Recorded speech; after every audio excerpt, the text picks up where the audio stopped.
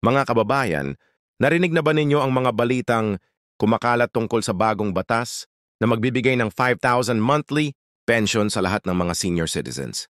Hindi lang ito basta-basta kwentong barbero. Ito si itutuwet kailangan na niyong malaman ang lahat ng detalye para hindi kayo maiwanan. Salamat sa lahat ng nanonood ngayon. Ako po si Your Name at sa video na ito, magbabahagi ako ng mga mahalagang impormasyon tungkol sa pensyon na dapat ninyong malaman bilang mga senior citizens. Alam ko po na marami sa inyo ang naghihirap sa gastusin ngayon lalo na sa patuloy na pagtaas ng presyo ng mga bilihin. Kaya naman ang video na ito ay hindi lang basta-basta pagkukwento. Ito ay gabay niyo para sa mas maayos na kinabukasan. Unang-una, pag-usapan natin ang mga uri ng pensyon na makakamit ninyo dito sa Pilipinas. Mayroon tayong Social Security System or pension, Government Service Insurance System o SIAS. Pension para sa mga dating government employee at ang pinakabagong Social Pension Program na nagbibigay ng direktang tulong sa mga walang ibang income. Ang mga pension na ito ay hindi lang simpleng pera. Ito ay inyong karapatan bilang mga Pilipinong nagbuwis ng buhay para sa bayan, pero hindi diyan nagtatapos ang aming pag-uusapan. Maraming mga senior citizens ang hindi alam kung paano ma-maximize ang kanilang pension benefits. May mga dating bayan na hindi alam na pwede pa nilang i-continue ang kanilang contributions kahit nasa Pilipinas na. May mga housewives na hindi alam na pwede pa silang makakuha ng pensyon sa pamamagitan ng voluntary contributions at marami pang mga sekreto ng pension system na hindi nyo alam. Kaya naman manood kayo hanggang dulo ng video na ito dahil magbabahagi ako ng mga practical tips kung paano ninyo makakamit ang maximum pension benefits ninyo. Huwag kalimutang mag-like sa video na ito kung nakakatulong sa inyo. Ang mga impormasyon, mag-subscribe para sa mas maraming financial wisdom at i-share sa inyong mga kaibigan at kamag-anak para silang masecure din ang kanilang kinabukasan. Samahan niyo ako sa mahalagang journey na ito tungkol sa financial security. Mga kababayan, umupo kayo ng maayos at makinig dahil ang mga sasabihin ko ngayon ay maaaring magbago ng inyong buhay. Alam niyo ba na maraming senior citizens sa Pilipinas ang naghihirap sa kahirapan dahil hindi nila alam ang mga karapatan nila pagdating sa pensyon? Hindi ito dapat nangyayari sa isang bansang tulad ng Pilipinas na may mga programang tumutulong sa mga matatanda. Ang problema ay kulang tayo sa kaalaman at dito ako papasok para gabayan kayo. Simulan natin sa pinakabasik na tanong. Ano ba talaga ang pensyon? Ang pensyon ay hindi lamang pera na binibigay ng gobyerno sa mga matatanda. Ito ay bugad yung mga daong pagtatrabaho ninyo, ng mga contributions na binayad ninyo at ng mga serbisyong ginawa ninyo para sa bayan. Kung dating kayo ay empleyado, bawat buwan ay may portion ng sweldo ninyo na napupunta sa Raya or SIS. Ang mga contributions na yon ay hindi naglalaho. Dumami na digiging investment na magbubunga ng pensyon sa inyong pagtanda. Pero maraming mga senior citizens ang hindi nauunawaan kung paano gumagana ang computation ng pension. Halimbawa, sa ES ang pensyon ninyo ay nakadepende sa tatlong bagay. Ang average monthly salary credit ninyo, ang number of credited years of service ninyo, at ang age ninyo ng mag-retire. Hindi ito random na numero na binibigay lang ng government. May formula ito na sunod-sunod na kinakalkula para makakuha kayo ng fair amount. Ngayon, pag-usapan natin ang mga uri ng pensyon na available sa Pilipinas. Ang pinaka-main na uri ay ang Israel Pension para sa mga dating private employees. Ito ay para sa mga taong nagtrabaho sa mga kumpanya, mga business o mga pribadong employer. Ang minimum pension sa RARA ngayon ay PAP 2,000 monthly. Pero maraming nakakakuha ng mas mataas depende sa kanilang contributions. Yung mga nag-contribute ng mas mataas na amount at mas matagal na panahon, mas mataas din ang pension nila. Hindi ito unfair. Ito ay reflection ng mga sacrifice na ginawa nila habang nagtatrabaho.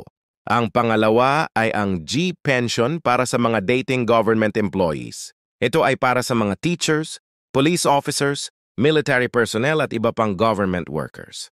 Ang G-Pension ay mas mataas compared sa dahil mas mataas din ang contributions ng mga government employees. Kaya naman maraming mga teacher na nag-retire na nakakakuha ng 15,000 to 30,000 monthly. Pension depende sa kanilang position at years of service.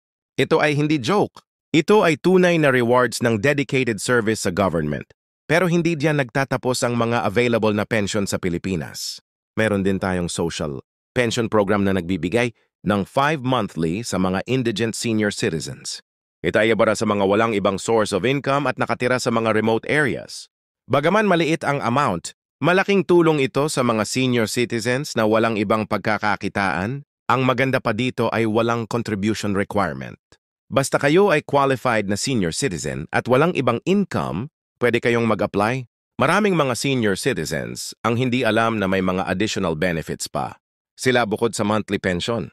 Halimbawa sa may 13th month, pension din kayo na equivalent sa 1-month pension ninyo. Ito ay binibigay tuwing December.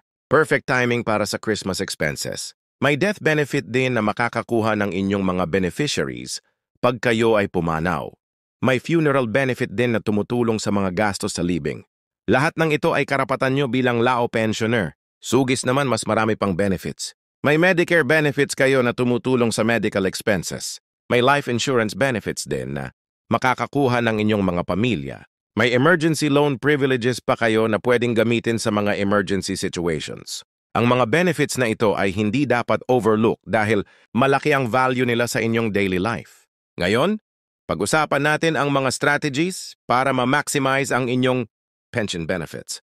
Una, para sa mga hindi pa retired, continue lang kayo sa pag-contribute sa raraya. CIS. Maraming mga senior citizens na nag-regret na hindi nila in-continue ang contributions nila nung nasa abroad. Sila o nag-business. Pwede pa kayong mag-voluntary contribution kahit hindi na kayo employed. Bawat additional year ng contribution ay nangangahulugang mas mataas na pension sa future. Pangalawa, para sa mga bari o dating buy, huwag kalimutang i-claim ang inyong pension benefits. Maraming mga bali ang hindi alam na pwede pa silang makakuha ng pension sa Pilipinas kahit nag-work sila sa ibang bansa. Pwede niyong i-combine ang inyong overseas contributions sa local contributions para sa mas mataas na pensyon. Ito ay tawag na totalization agreement na mayroon ang Pilipinas sa ibang mga bansa. Pangatlo, para sa mga housewives o mga hindi regular employed, pwede pa kayong mag-voluntary na rest contribution. Maraming mga housewives ang hindi alam na pwede silang makakuha ng pensyon kahit hindi sila nagtatrabaho sa company. Basta kayo ay nag-contribute ng minimum 120 months at umabot kayo sa retirement age. Qualified na kayo sa pension. Ito ay malaking opportunity para sa mga babae na nag-focus sa pag-aalaga ng pamilya. Ang isa pang mahalagang strategy ay ang proper timing ng retirement. Sa REAS, pwede kayong mag-retire ng maaga sa age 6 na po pero mas mataas ang pension nyo. Kung maghihintay kayo until age 6 na 5. Bawat taon na delayed retirement ay may additional percentage sa pension amount. Kaya naman kung kaya nyo pang magtrabaho at healthy pa kayo, konsidero ang delayed retirement para sa mas mataas na pension. Hindi rin dapat kalimutan ang mga documentary requirements para sa pension application. Maraming mga senior citizens ang na-delay ang pensyon nila dahil kulang sa documents. Kailangan nyo ng valid birth certificate, marriage certificate kung married kayo, death certificate ng asawa kung widow, whether kayo at lahat ng employment records ninyo. Prepare ninyo ang lahat ng ito in advance para walang delay sa application. Isa pang mahalagang aspect ng pension planning ay ang beneficiary designation. Maraming mga senior citizens ang hindi nag-update ng beneficiaries nila sa RA, OBSIS. Kapag kayo ay pumanaw at hindi clear ang beneficiaries, pwedeng ma-delay ang death benefits na makakakuha ng inyong mga pamilya. Regularly update ninyo ang beneficiaries ninyo lalo na kung may mga changes sa family status ninyo. Pag-usapan din natin ang mga common mistakes na ginagawa ng mga senior citizens pagdating sa pension. Una, maraming mga senior citizens na nag-aantay lang at hindi nag-apply sa pension, thinking na automatic na makakakuha. Hindi ito automatic. Kailangan nyong mag-apply at mag-submit ng requirements. Walang mag-a-approach sa inyo na magbibigay ng pension. Kayo ang dapat gumawa ng action. Pangalawa, maraming mga senior citizens na natatakot. Mag-apply dahil akala nila complicated ang process. Totoo na may mga requirements at procedures pero hindi ito imposible. Maraming mga DAA-ATIS offices na may mga staff na tumutulong sa application process. May mga senior citizen groups din na tumutulong sa mga miyembro nila sa pension application. Pangatlo, maraming mga senior citizens na hindi nag-verify ng contribution records nila. Minsan may mga discrepancy sa records na pwedeng mag-affect sa pension computation. Regular na i-check nyo ang contribution records nyo sa RaySIS website o pumunta sa mga offices para mag-verify. Kung may nakikita kayong mali, agad na i-correct para hindi kayo ma-shortchange sa pension. Isa pang common mistake ay ang hindi pag-update ng personal information. Kung nag-change kayo ng address, civil status o contact information, i-update nyo ito sa RICE. Maraming mga pensioner na hindi nakakakuha ng pension nila kasi outdated na ang information nila sa records. Simple lang ang pag-update pero malaking impact nito sa pension processing. Hindi rin dapat kalimutan ang mga special provisions para sa mga senior citizens. May mga senior citizens na may disabilities or special circumstances na pwedeng makakuha ng additional benefits. May mga provisions din para sa mga senior citizens na walang pamilya na mag-alaga sa kanila. Kailangan lang niyong mag-inquire sa mga GAAS offices para sa mga special programs na available. Maraming mga senior citizens din ang hindi aware sa mga partnership programs ng government. Halimbawa, may mga partnerships ang sa mga banking institutions para sa easier pension release. May mga partnerships din sa mga remittance centers para sa mga senior citizens na nasa remote areas. Mga partnerships na ito ay designed para mas accessible ang pension benefits sa lahat ng senior citizens. Ang technology din ay malaking tulong ngayon sa pension processing. May mga online portals na ang atis na pwedeng gamitin para sa pension application at monitoring. May mga mobile apps din na pwedeng i-download para sa easier access sa pension information. Hindi kayo dapat matakot sa technology. Maraming mga tutorials at assistance programs